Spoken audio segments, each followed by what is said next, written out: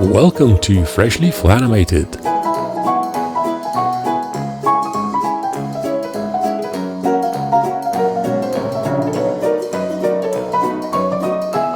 The focus of this presentation will be how to set up your magnet targets for tweening. Why would you want to tween your magnet targets? Well, obviously, if you would like to have some animation within the symbols, the simplest example would be foreshortened versions of your limbs, but also some torso animation when you have transitions between a front and three-quarter view, or some bending of the torso, or some shoulder shrugs and so on. You would like to match those poses with your magnet targets, and when you have transitions you would like to have to tween the magnet targets so that you can choose any of the in-between positions. Let's look at the setup first. We have these symbol instances on the stage, nothing has been rigged yet. We have a synced head, and this is a front-on view here. We have a three-quarter view which consists of entirely separate symbols. So the head is just a different head symbol that is synced. The torso is a different torso symbol. And we have a side view, which again consists of separate symbols. The idea is that if we would like to have animations within the containers, we can symbol swap. And to facilitate this, I have separated all the elements in library folders, logically named, so that if we use the next and previous symbol in library command, each element will cycle within its library folder. If I select all of these and trigger the command with a shortcut, all of these will be just swapped with the three-quarter version of the symbols, and if I keep going we'll swap them with the profile version of the symbols, and then we'll go back to the front. So heads will always cycle through these views. Alphanumerically they're organized so that the front is followed by the three-quarter and then followed by the profile view, and this applies to all the elements. So let's just start the demonstration by rigging this character with the freestyle rigging tool.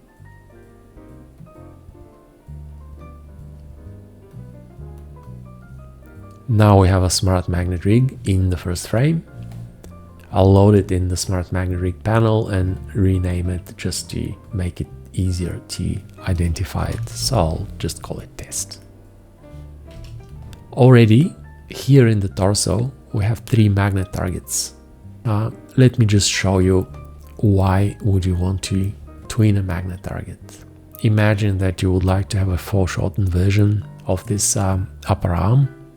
You can create a keyframe and then create the foreshortened part of your artwork, shape tween it, and you will have all the in-betweens. And then with the magnet target, all you need to do is just position it where it should be and classic tween the magnet target. So now all those in-between states are also covered because the magnet target matches the artwork, right? If we go outside and create just a temporary keyframe and pose with Kineflex, let's just come up with some pose and then choose a foreshortened version of this limb. If we try to chain select and snap, the lower arm will snap because, again, at this frame, which we are seeing, the magnet target is positioned where we want it to be positioned. Snapping works as long as the magnet targets are where they should be. Now let's transfer the rig information to the other views. Select all these elements and go roll over rig info to the right. We can just try to load the rig here and we can see that it loads. The pose is different, but the rig is the same. So externally, the information has been transferred. And now we need to go and copy paste the magnet targets. First of all, let's copy this magnet target. I'll just copy the whole layer because it's easier. Copy the layer and then go here and paste the layer. Why is it easier? Because it copies the layer name as well. It's very important to never forget that magnet targets only work if the layer on which they're placed is called magnet targets. If the layer is called something else, Smart Magnet Rig tools will just ignore it. They only look for the magnet targets on a layer called magnet targets. Let me just copy the layer again and paste it here. And let's go here. And before copying this layer, I will just separate the magnet targets so that we can tween them later. So I'll create 2 more layers. I'll grab this one, cut it, and paste it here. Cut this one and paste it here. Don't forget to copy the layer name as well and rename those magnet target layers. This is very important. If they're called something else, they will not function. I'll guide them as well. And now I can copy these 3 layers and paste them in the other torso symbols.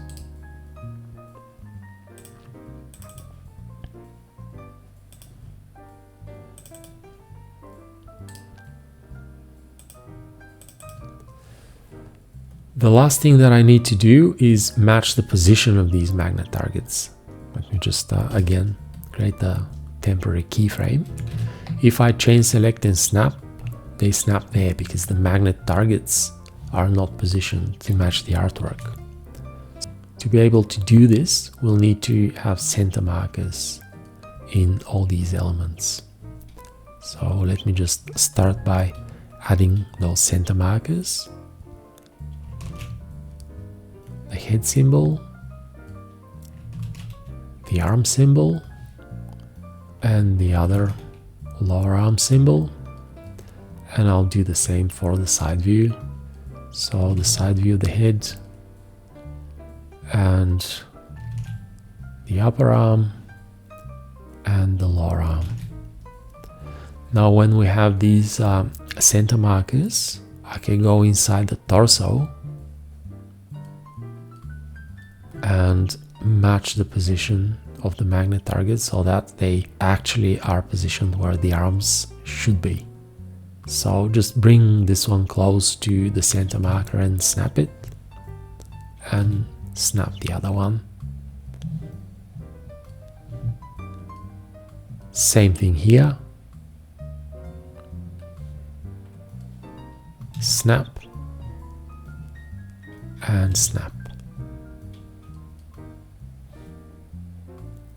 Now if I try to pose and snap, we can just again create temporary keyframes to just test the rig. This view works fine, and again chain select and snap, and this view works fine. What I would like to do now is within this front torso to create a transition from front to 3/4 with a few in between, so that we can have multiple frames to choose from, or we can play a little animation during transitions when the character turns. So how do we do this? I'll go here and copy these frames. Ctrl-Alt-C to copy the artwork and the magnet targets. These are the same magnet targets, they're just positioned differently. Go here, paste these. For the artwork, I'll just shape tween. So the torso is shape tweened and the magnet targets will be classic tweened. We need to deal with this darker bit here that indicates the side, so I'll alt drag it and make it emerge here on the second frame, and again give it a shape tween. So we have a turn, and the magnet targets match the positions. So if we at one point decide to choose, say, frame 6 or 7, the arms will snap where we want them to snap. And we can do the same for the arm elements, but anyhow, let me just demonstrate with a random frame in a temporary key. So I'll dial frame 6, and if I go chain select with Smart Transform and snap with Smart Magnet Joint, the arms snapped where we wanted them to. And of course, we can pose with Kineflex. I can swap the head if I like. And when you swap an element, the ID remains unchanged, even though this is a synced timeline. This head is now a different symbol. It still has the same ID. So all elements are perfectly interchangeable now.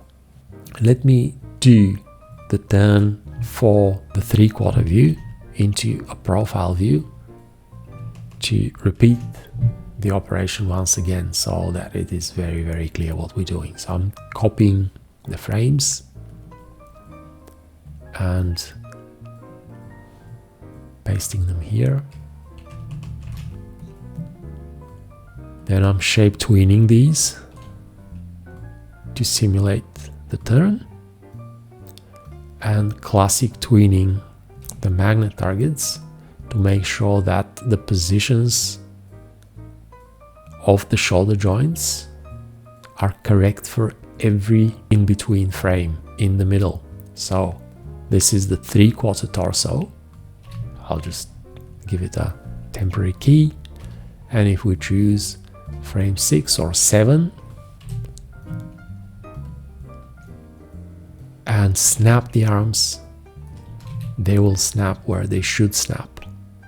If I choose a different frame, again the arms will snap where they should snap. So we're matching the positions with the magnet targets. All right, let me get rid of these and show you just one more thing. If we would like to, for example, I'll just create another keyframe here and create a pose, some pose, any pose. The character raises an arm, and if we imagine that this is not a robot but it's an organic character, the arm will go up and the shoulder will be raised a bit, and there will be probably just some curve, some bending in the torso. So let's do this. Go inside and match the position of these elements. I'll lower this a little bit, maybe even convey some twist. I'll grab this first frame, and then somewhere here I'll create a new one, and here we will try to match the pose. So let's go like this and like this.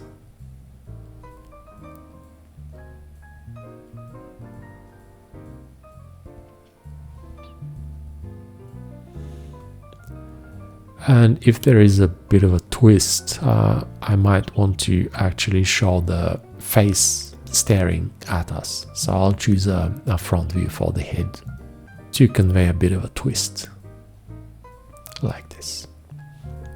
Okay, shape tweening worked fine. Let me go outside, choose this last frame, swap the head with the front view, and position it the way I want. And now go inside and match the position of all these elements with the magnet targets.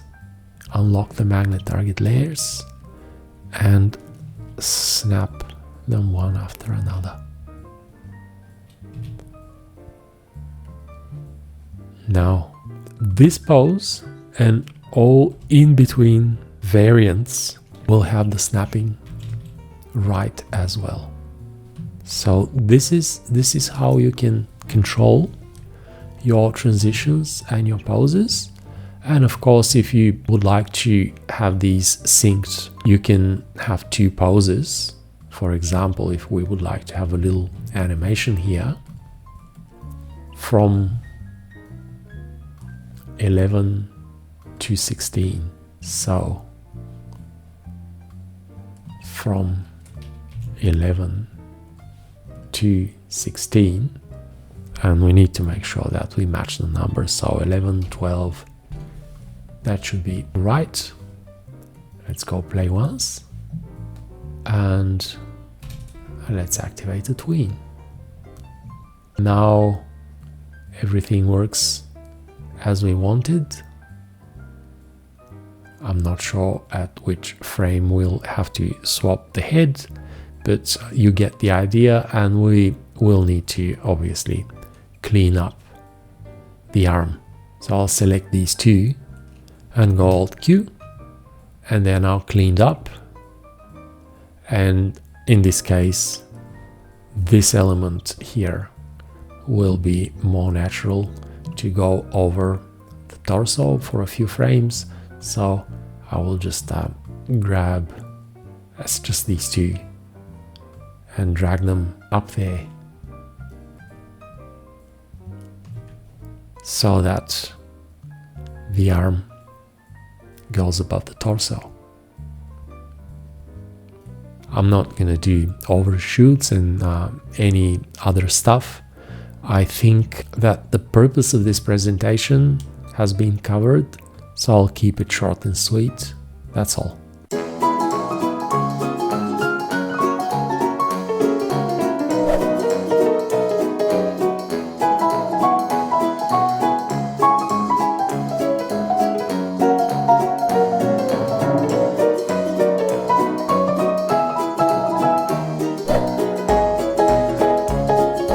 Freshly Flanimated.